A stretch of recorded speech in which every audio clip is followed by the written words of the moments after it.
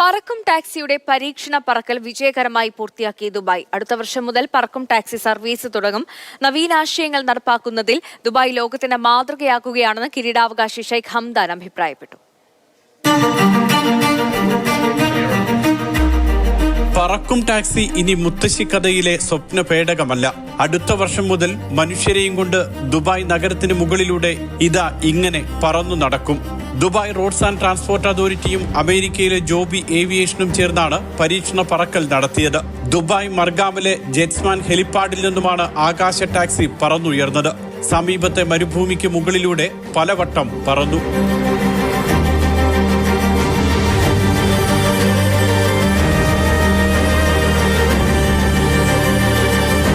Dubai കിരീടാവകാശിയും UAE ഉപപ്രധാനമന്ത്രിയും പ്രതിരോധ മന്ത്രിയുമായ Sheikh Hamdan bin Mohammed bin Rashid Al Maktoum വിജയപ്രഖ്യാപനം നടത്തി.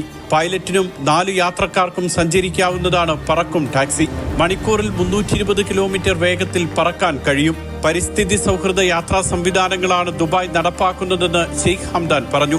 RTA ചെയർമാൻ മതാർ അൽ താഹിർ, ജോബി ഏവിയേഷൻസിലെ ഉന്നത ഉദ്യോഗസ്ഥർ തുടങ്ങിയവർ ചടങ്ങിൽ പങ്കെടുത്തു.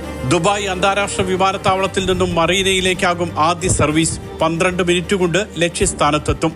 Down town Dubai, Palm Jumeirah എന്നിവിടങ്ങളിലേക്ക് ഭാവിയിൽ സർവീസുകൾ വ്യാപിപ്പിക്കും. Mathrubhumi news, Dubai.